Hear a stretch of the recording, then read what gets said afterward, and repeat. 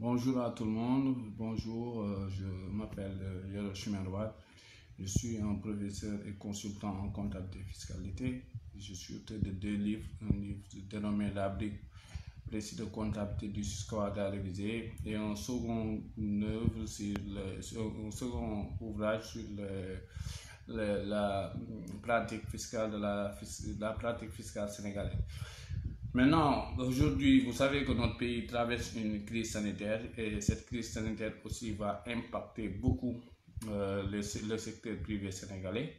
Et à travers ça, l'État a pris un certain nombre de mesures, notamment des mesures sur le plan fiscal. Et aujourd'hui, l'objet de ce direct-là, c'est pour essayer quand même de partager en fait l'état d'esprit de ces différentes mesures sur le plan fiscal. D'abord, l'État a mis en place en fait un système de paiement de la dette intérieure, c'est-à-dire de la dette due aux entreprises du secteur privé. Qu'est-ce qu'on veut dire par là? Il y a une enveloppe de 302 milliards qui a été mise en place par l'État pour rembourser les sommes dues aux entreprises du secteur privé. Mais quelles sont les entreprises qui vont en bénéficier? Ce sont des entreprises qui vont s'engager d'abord à maintenir leur personnel et à leur payer au moins 70% de leur salaire. Ça aussi, c'est une précision assez importante à faire. Donc, l'État aussi est en train peut-être de parer d'éventuels chômage technique, etc. Maintenant, pour la partie fiscale, en tant que telle, il y a des mesures phares qu'on va essayer de commenter et on va donner d'autres des voies et moyens que l'État peut suivre pour pouvoir s'accorder sur ça. D'abord, il y a la suspension en fait des impôts sur le salaire ainsi des cotisations sociales. Nous savons qu'aujourd'hui au Sénégal, la fiscalité des salaires par exemple suit un régime particulier qu'on appelle la retenue à la source. Qu'est-ce qu'on appelle la retenue à la source? Moi, en tant que salarié, on me coupe l'impôt et la taxe représentative de l'impôt du minimum fiscal. Et mon employeur sera obligé aussi de faire une contribution fiscale qu'on appelle la CFC. Ça, c'est d'une part. L'État dit toutes les entreprises qui s'engagent aussi à maintenir leur personnel, et à garder au moins 70% des impôts du niveau de salaire, ces entreprises-là, on peut différer les échéances de paiement de ces impôts sur salaire ainsi que des cotisations sociales aussi à travers l'IPRES et la caisse de sécurité sociale. Ça, c'est une chose. Deuxième chose, c'est qu'il faudrait comprendre, la deuxième chose, c'est que les modalités pratiques ne sont pas encore fixées par l'administration fiscale. Comment aujourd'hui l'engagement que l'entreprise doit faire, notamment, c'est-à-dire que on a dit que ce sont les entreprises qui doivent maintenir leur personnel et s'engager à payer au moins 70% du salaire. Et sur quelle base? Sur quelle base l'engagement? Ça, on est en situation d'attente pour revoir la position de l'administration fiscale ainsi que des organismes sociaux par rapport à ce principe. Ça aussi, il faut le comprendre. Maintenant, il y a deuxième chose, il y a pour les petites entreprises. Et ça aussi, pour les impôts sur salaire, il faudra préciser, ce sont les entreprises dont les secteurs sont impactés. Maintenant, les secteurs impactés, l'État a dit c'est la presse, ce sont les entreprises de transport, ce sont les entreprises qui sont dans le secteur de l'hôtellerie, du tourisme, etc. Maintenant, ça aussi, c'est une décision parce qu'il faut le dire, le secteur du tourisme, par exemple, est très affecté par cette crise sanitaire. Mais aussi, il y a d'autres entreprises qui sont affectées. Aujourd'hui, je prends par exemple les entreprises qui vendaient qui vendaient par exemple pour les avions le kérosène. Ça aussi, c'est une perte énorme pour ce type d'entreprise. Je ne veux pas faire un peu de la publicité, mais on peut citer Olivia, on peut citer Shell, qui sont des entreprises aujourd'hui qui faisaient énormément d'argent sur la vente de kérosène. Aujourd'hui, ces entreprises auront assez significatif sur le chiffre d'affaires sur l'année 2020, parce qu'aujourd'hui, on est fermé, donc ces entreprises ne pourront plus vendre de kérosène. Ça, c'est autre chose. Maintenant, il y a même des secteurs. Aujourd'hui, on peut prendre par exemple les pharmacies. Aujourd'hui, beaucoup de gens pensent que cette crise sanitaire de l'argent, non. il faut faire une lecture assez lucide de ça parce qu'aujourd'hui, qu'est-ce que les pharmaciens gagnent de cette crise sanitaire? Aujourd'hui, on prend une pharmacie, il y a les gants, les masques, ça n'existe plus, les gels hydroalcooliques, aujourd'hui, on sait, tout le monde les vend, même les grandes surfaces vendent ça, etc. Maintenant, qu'est-ce que les entreprises, les pharmacies gagnent? Aujourd'hui, il y a le couvre-feu à partir de 20h. Et on sait que de 20h à 23h, les pharmacies connaissent beaucoup de rush. Donc, même par rapport au choix que l'État a fait, il y a des secteurs impactés. On le reconnaît, il y a le transport, il y a l'hôtellerie, il y a tout. Tous ces secteurs sont des secteurs très impactés. Mais d'autre part, il y a d'autres secteurs impactés. Parce que les entreprises, par exemple, qui bénéficient du différé de paiement, par exemple, des impôts et taxes, on a dit que ce sont les entreprises qui ont un chiffre d'affaires inférieur à 100 millions et les entreprises dont les secteurs sont impactés. Et les secteurs impactés, par exemple, c'est le secteur de l'hôtellerie, c'est le secteur du tourisme, c'est le secteur du transport, de la presse, etc. Maintenant, il y a d'autres secteurs qui sont touchés, on l'a évoqué tout à l'heure. Maintenant, la suspension va jusqu'au 15 juillet 2020. C'est ce qu'on a dit dans les textes, malgré que, encore une fois, les modalités d'application pratique, on attend l'administration fiscale par rapport à ça. D'autres choses qu'il faudrait aussi évoquer. Il y a aussi les modalités de restitution des crédits de TVA. Aujourd'hui, il y a beaucoup d'entreprises qui sont en situation de crédit de TVA. Le crédit de TVA, pour peut-être certains profanes, crédit de TVA, en réalité, c'est lorsque l'entreprise détient une créance sur l'État. C'est-à-dire que c'est la TVA facturée, elle est inférieure à la TVA supportée déductible. Dans ce cas, on est en situation de crédit. Mais le remboursement n'est pas automatique. Il faut des conditions, notamment il faut que fasse par exemple un supérieur égal à 500 000, que l'entreprise reste pendant 24 mois sans redressement fiscal et que l'entreprise ne connaît pas un redressement fiscal sur les 24 mois passés. Maintenant, lorsque ces conditions sont remplies, l'entreprise peut en fait instituer un dossier de restitution de la TVA due par l'État. Ça, c'est une certitude. Maintenant, le dossier, c'est dû par l'État. L'État, parfois, va faire ce qu'on appelle des contrôles pour voir est-ce que réellement la demande de restitution elle est fondée. Maintenant, aujourd'hui, à travers les mesures que l'État a prises par rapport à cette crise sanitaire, l'État a dit qu'il faut que l'administration soit beaucoup plus souple par rapport à la restitution de ces crédits de TVA. Et cette souplesse-là va se réaliser comme suit. On va dire au directeur général des impôts et domaines maintenant de faire un arbitrage direct par rapport à ces dossiers de restitution. Donc, s'il y a un problème, il faut directement mettre un dossier d'arbitrage au niveau de la table du directeur général des impôts et domaines et il décidera du sort. Ça aussi, c'est une mesure phare par rapport à ces éléments-là. Donc, pour qu'on récapitule un peu, par rapport à cette crise sanitaire, l'État, en réalité, a pris des mesures, notamment la suspension du paiement des impôts sur salaire ainsi que des cotisations sociales. Il y a aussi le différé de paiement des impôts et taxes jusqu'au 15 janvier 2020, mais ce sont les entreprises qui ont un chiffre d'affaires inférieur ou égal à 100 millions et ce sont les entreprises dont les secteurs d'activité sont les plus impactés, notamment le secteur de l'hôtellerie, du tourisme, de la presse, du transport, etc. Maintenant, il y a aussi, l'État demande aussi à l'administration fiscale d'être beaucoup plus souple par rapport à la restitution des crédits de TVA. Qu'est-ce qu'on appelle crédit de TVA?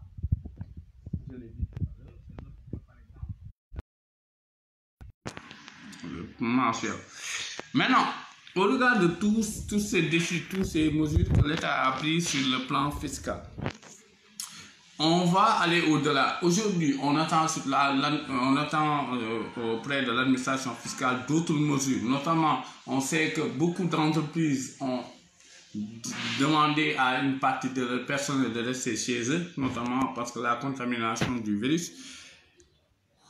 aujourd'hui, on sait que par exemple, il y a des échéances fiscales qui viennent le suivant de 2020. Aujourd'hui, par exemple, le dépôt des états financiers de synthèse, le dépôt, par exemple, de la déclaration de la contribution économique locale basée sur la valeur ajoutée, la déclaration des prix de transfert, toutes ces déclarations vont intervenir le 30 avril 2020, c'est-à-dire dans 20 jours. Mais aujourd'hui, on sait que les entreprises ont amené une partie de personnel en chômage ou en situation de congé. Maintenant, on veut dire à l'État aussi ou à l'administration fiscale d'aller au-delà de toutes ces mesures-là, par exemple de différer ces délais de dépôt de ces déclarations parce que les entreprises n'ont pas le personnel adéquat pour ça. D'autre part, les dons que les entreprises ont effectués, ces dons-là, par exemple, on a entendu beaucoup d'entreprises faire des dons pour lutter contre cette pandémie. Ces dons-là, nous demandons aussi à l'État de pouvoir accepter la déductibilité de ces dons-là au regard de l'impôt sur les sociétés et de l'impôt sur le revenu. D'autre part, les entreprises qui vont connaître aussi des déficits, par exemple, on est dans une situation assez délicate pour les entreprises, notamment il y aura beaucoup d'entreprises qui vont être en situation de perte en 2020. Et ces pertes-là, qu'on puisse les analyser comme suit. Il y a des pertes en fait qui concernent les pertes qui vont concerner l'exercice 2020, qu'on puisse la déductibilité de ces pertes puisse être illimitée dans le temps. Aujourd'hui, on sait que quand il y a perte, il y a ce qu'on appelle les vrais fiscalistes vont comprendre, il y a ce qu'on appelle les déficits ordinaires et ce qu'on appelle les amortissements réputés différés. Aujourd'hui, on veut par exemple sur la situation actuelle, demander à l'État que toutes les pertes réalisées par les entreprises puissent être déduites de manière illimitée dans le temps. Ça aussi, c'est un fait. Il faut que l'État puisse prendre compte de ces mesures parce que c'est une situation exceptionnelle, donc il y aura des mesures exceptionnelles. Il y a des mesures quand même que l'État a prises, nous encourageons ces mesures, mais je pense que l'État doit aller au-delà. D'abord, fixer les modalités pratiques, parce qu'il y a beaucoup d'anguilles sur roche par rapport à ces mesures. Quelles sont les entreprises qui sont éligibles pour ces mesures, quelles sont les entreprises qui ne sont pas éligibles, les délais de paiement, les modalités de restitution des crédits de TVA, il faut tout ça qu'à travers une note circulaire, préciser les modalités d'application pratique. Ça, c'est une chose.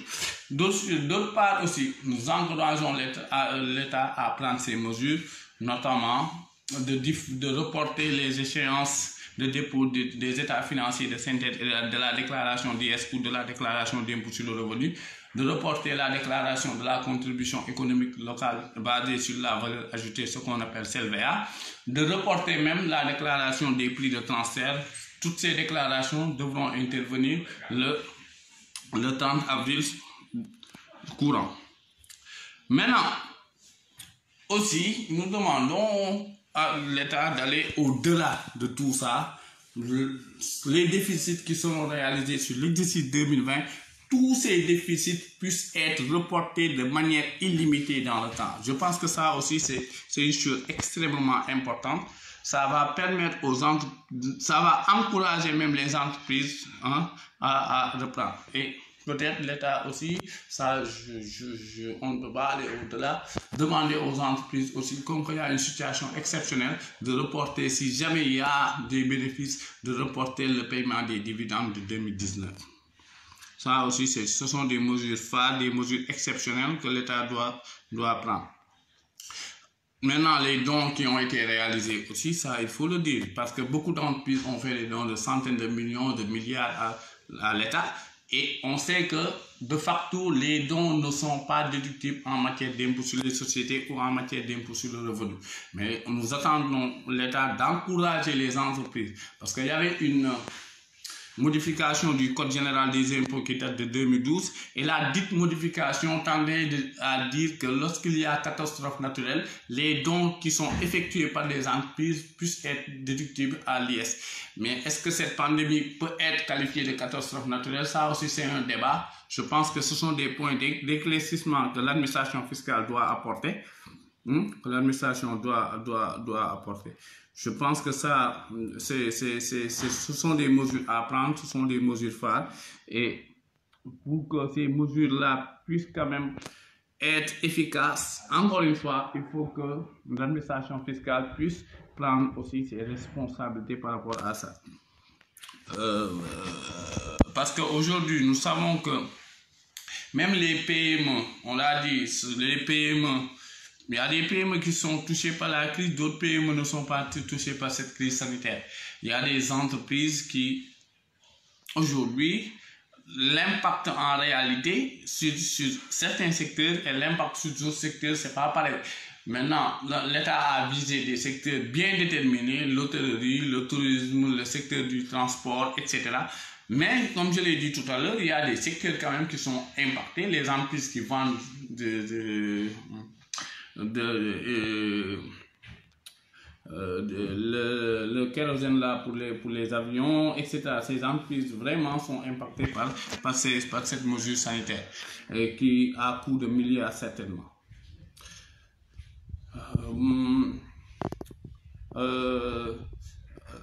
Bey Nafore, merci. Je vois que vous êtes connecté. Bey, merci beaucoup. Maintenant, c'est ça. Mais maintenant, il faut peut-être revenir sur le rôle fiscal. Aujourd'hui, on sait, beaucoup d'entreprises aujourd'hui vont connaître des difficultés. Mais n'oublions pas que l'État aussi ne peut pas prendre une mesure exhaustive pour toutes les entreprises. C'est impossible. On sait le rôle de la fiscalité dans nos États. Le Sénégal n'est rien sans sa politique fiscale. Comme le dirait le célèbre auteur Maurice Kosian, il n'y a pas d'économie sans impôt. Malgré qu'il y a une situation exceptionnelle qui est là, malgré qu'il y a une pandémie qui est là, l'État aussi gère deux choses. Il y a l'épidémie, mais d'autre part, il y a l'économie d'autre part. Donc, il faut connaître aussi l'impact de la fiscalité dans nos pays et il faut en tenir compte dans ce cas. Mais au-delà de tout ça, nous savons que les entreprises comptent les contributions fiscales, c'est presque 52% du budget de l'État. Donc aujourd'hui, l'État aussi est en train de gérer quand même deux points. Et il faudra bien tenir compte de ça. Maintenant, tout ce que j'ai dit n'aura un sens que si jamais l'administration fiscale fixe les modalités pratiques de ces mesures. Parce qu'aujourd'hui, quand on dit une entreprise sont visées les entreprises qui ont un chiffre d'affaires de moins de 100 millions et qui font partie des secteurs d'activité les plus impactés. Bref. D'abord, ou bien pour différer les impôts sur le paiement des impôts sur salaire ou des cotisations sociales, il faut que l'entreprise prenne l'engagement de maintenir le personnel et de leur payer au moins 70% de leur salaire. Tout ça, il faut que l'État fixe les modalités pratiques. Et comment les contrôler? Parce qu'aujourd'hui, je peux être chef d'entreprise, je dis oui, j'ai maintenu mon personnel, jusqu'à hauteur de j'ai maintenu tout mon personnel et je leur paye 70%. Mais quelles sont les modalités de contrôle que l'État a mis en place pour surveiller ces mécanismes? Parce que c'est important. Aujourd'hui, les mesures auront un sens que s'il y a derrière un contrôle ou des modalités d'application qui sont assez claires et dynamiques. Ils sont assez clairs et dynamiques. Aujourd'hui, je voulais partager avec vous ce direct-là, juste pour vous dire bonjour. Mais on va se retrouver sur d'autres vidéos pour pouvoir éclaircir d'autres points sur la fiscalité ou sur la comptabilité. Merci beaucoup.